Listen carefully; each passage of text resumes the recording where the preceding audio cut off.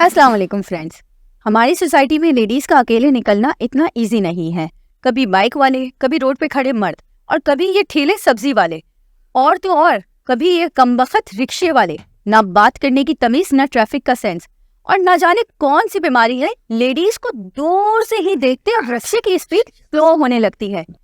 Pakistani rickshaw drivers में पाए जाने वाले इस कीड़े को आज डिटेल से एग्जामिन करेंगे। आज के हमारे गेस्ट एक खानदानी रिक्शा ड्राइवर रशीद भाई हैं। Welcome to the show sir. बहुत शुक्रिया। लेकिन बाची एक बात बोलूं, ये हम जितनी देर में ये आप बातें कर रहे हैं ना, इतने में तो मैं 400-500 यूं ही कमा लेता हूँ। आप ये बताएं कि ये औरतों को देख के रिक्शे का पुर्जा बेकाबू, ये अपना गिरेबान या अपना हुलिया सही कर लो। ये फैमिली शो है। ये जो अपने गिरेबान वगैरह है ना, इसको बंद कर लो जरा। बाजी हम भी तो रिक्शे में फैमिली देखते हैं, ऐसी बात नहीं है। क्या बात कर रहे हो? देखिए बाजी, मसला कुछ भी नहीं है। हम तो दिन भर गर्मी में घूमते हैं बाजी, और भूख प्यास से बैठ के कोने पे सवारी का वेट करते हैं। पुलिस वालों को भी 50-100 रुपए देने पड़ते हैं बाजी जेब से। और इतने में अगर कोई टाइट सी लेडीज आ जाए ना, टाइट सी ड्रेसिंग करके, और रिक्शे में यूं करके निकाल के बोले कि हमें कि भाई रिक्शा खाली है, मैं क्या बताऊं बाजी। मैं होता हूँ ना तो मैं तो सवारी को उठा के बाहर फेंक देता हूँ और उनको बिठा देता हूँ, लेडीज को। डिस्गस्टिंग इंसान हो तुम। मसला पुर्जों का नहीं है, मसला तुम्हारी तरबियत का है। बाजी सच बात बताओ, मेरा हो ये रिक्शे का हो, मसला तो पुर्जे का ही है। इसीलिए सब कहते हैं जब किसी रिक्शे वाले का एक्सीडेंट हो तो किसी को अफसोस नहीं होता। सब यही कहते हैं कि गलती रिक्शे वाले की ही होगी। आप ट्रैफिक कांस्टेबल ना बने, आप होस्ट बने। मेरी गलती, बिला वजह में मेरी गलती। मुझे एक बात बताएं, रोड पे रिक्शा चलाते हुए इंडिकेटर के बिना कभी लेफ्ट मुड़ जाते हो, कभी राइट मुड़ जाते हो। बाप का रोड है क्या? नहीं तो आपका रोड है। आपको नजर ही नहीं आता, पन्ने हैं। आपको नजर नहीं आता टर्न लेने से पहले हम इतनी लंबी टांग निकालते हैं, वो नजर नहीं आता आपको। तो इंडिकेटर क्यों नहीं ऑन करते हो? अगर टांग से ही इशारा करना है तो रिक्शे को आग लगा दो। टांग से ही सफर करो तुम। नहीं तो क्या हड़ताल हो रही है जो मेरे आप रिक्शे के पीछे लगी हुई आग लगाने बात कर रही हैं? और वैसे भी बाजी एक बात बताऊं, ये इंडिकेटर लगाने का कोई फायदा ही नहीं है। लोग इंडिकेटर को जो देखते ही नहीं है, फॉलो ही नहीं करते, टांग को ज्यादा फॉलो करते हैं।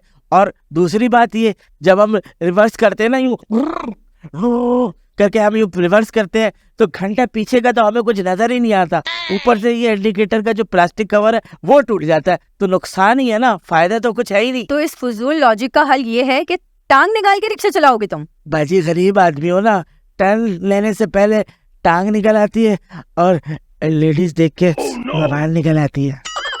देखो जाहिल इंसान, तुम्हारा इंटरव्यू करना मेरी मजबूरी है ताकि तुम्हारा माइंडसेट समझ सकूं। क्या सुकून मिलता है ये रोडों पे बकवासियत करके? रूहानी सुकून मिलता है बाजी, मैं क्या बताऊं। अपनी वाइफ को मैं ही पिक एंड ड्रॉप देता हूं, कॉलेज से घर तक और घर से कॉलेज तक। तुम्हारी वाइफ तुम्हारी सवारी है? जी बाजी, पहले वो मेरे रिक्शे में बैठ के मेरे रिक्शे पे सवार होती थी, अब शादी के बाद मेरे सर पे सवार होती है। अच्छा, तो सवारी सर पर कैसे सवार हुई, जरा हमें भी डिटेल बताओ। बाजी मैं ना उनको घर से कॉलेज और कॉलेज से घर का पिक एंड ड्रॉप दिया करता था, तो रोजाना का ही रूटीन बन गया था। सलाम दुआ अच्छी हो गई, और फिर ये कि मैं उनको देख के थोड़ी सी ना किटिंग शिटिंग पे रखने लगा अपने आप को। एक दिन वो जो है वो कॉलेज से आई और रोते रोते मेरे रिक्शे में बैठ गई। मैंने फिर अपनी बाजी मैंने भी फिक्र दिखाई उनको। मैंने उनको कहा, बाजी आई केयर फॉर यू। तुम अपनी वाइफ को बाजी कहते थे? मैं तो सब लेडीज को बाजी कहता हूँ, और सेफ साइड ही रहना चाहिए, क्या पता कुछ भी हो जाए बाजी। बात सुनो, अब तुम मुझे ना सिर्फ मैडम बुलाओगे। अगर तुमने मुझे बाजी बोला ना तो मुंह तोड़ दूंगी मैं तुम्हारा। Okay madam. अच्छा, फिर वो रोई, और मैंने उससे पूछा तुम क्यों रो रही हो, क्या बात हुई? तो उसने कुछ बोला नहीं और घर चली गई। काफी दिन बाद उसको मैंने कहा, देखो तुम्हें जिसने रुलाया ना, जान निकाल लूंगा उसकी जान। क्यों, तुम्हारी माँ लगती थी वो? जी, मेरे होने वाले बच्चों की माँ ही लगती थी, सेम टू सेम बाजी। मैडम आप नहीं बोलूंगा अब नहीं भूलना। मैडम, मैं आपको बाजी नहीं बोलूंगा, मैडम बोलूंगा बाजी। लानत हो। ये बताओ आगे क्या हुआ? बस बाजी ने मेरा डायलॉग सुन के एक अजीब सी लुक दी और फिर चली गई। फिर वापस आई और उन्होंने मुझसे कहा, राशिद तुम वाकई मेरे लिए किसी की जान ले सकते हो, फिर आपके भाई ने रिक्शा साइड पे लगाया और मैंने कहा इतनी प्यारी लड़की, इतनी प्यारे इंसान को कोई अगर तंग करेगा तो मैं तो उसको चीर डालूंगा, फाड़ डालूंगा, कातिया। ये बोला, मैंने 3-4 डायलॉग ऐसे चिपका दिए। और फिर क्या था, फिर तो कभी सफारी पार्क, फिर मौसमियात, फिर अंडा मोड़, और फिर आधी रात। आधी रात? क्या मतलब? फिर क्या था, बाजी ने आधी रात को भाग के मुझसे शादी कर ली। फिर बाजी बन गई बेबी। कितने ओपन माइंडेड हो, खुला डुल्ला हो, है ना, है बाजी? Madam madam madam madam madam? मैं मुर्गा बन जाऊंगा। अब नहीं होगा। हाँ, ओपन माइंडेड, खुला डुल्ला। माइंडेड फजूल इंसान हो तुम। बाजी, आप लोगों को हम गरीब लोगों में ही कीड़े नजर आते हैं, हालांकि मैं दिखता हूँ कीड़े जैसा, पर हूँ नहीं मैं कीड़ा। हाँ, और इन आंटियों के बारे में कोई आप सवाल आवाज नहीं उठाती? ये जो हमें रोकती है, बोलती है, कभी रोकती है सब्जी वाले की दुकान पे, कभी फ्रूट वाले की दुकान पे, कभी राशन वाले की दुकान पे, बोलती है 2 मिनट में लेके आ रही है सामान, और 1-1 घंटा 2-2 घंटे बाद आती है। और देती कितनी है? 50 रुपए, 100 रुपए। ये इंसानियत नहीं है? इसके बारे में आप नहीं बोलेंगी? ओहो, 100 तो बहुत कम है, 150-200 तो देने चाहिए। और तुम भी रिक्शा क्यों स्टार्ट रखते हो? बंद कर दिया करो। वाह बाजी वाह, आप भी मुझे पक्का ऐसे लगती है रिक्शा ही चलाती थी पहले। आपके पास पूरे आइडियाज हैं, सब पता है आपको। मैडम? हाँ मैडम मैडम मैडम मैडम।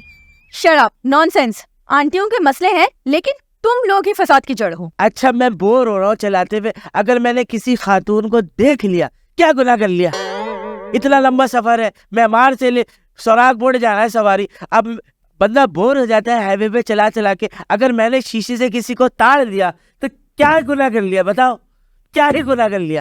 तुमने बाप का माल समझा हुआ है अपनी सवारी को, जो तुम ताड़ते हुए जा रहे होते हो, उस बेचारी औरत को अनकंफर्टेबल कर रहे होते हो। भाई, हम पीछे देख रहे होते हैं कोई एक्सीडेंट ना हो जाए, इसलिए मिरर पे ऐसे यूं करके लगाना। देख, इसी चक्कर में मैंने चश्मा लगाया है, इसी चक्कर में।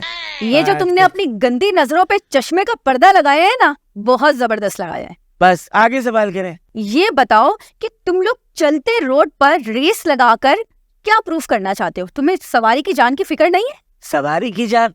अरे सवारी की डिमांड पे मैं रेस लगाता हूँ, मुझ में कोई कीड़ा नहीं है तेज भगाने का। पीछे जो सवारी बैठी होती है वो बोलती है ये आगे क्रॉस कर, इसको इस रिक्शे वाले को क्रॉस कर। हाँ, पीछे बैठ के मुंह से रिक्शे चला रहे होते हैं ऐसे करके। बस अपना रिक्शा बाहर छोड़ के आए हो, बाहर रहने दो, यहाँ मत चलाओ।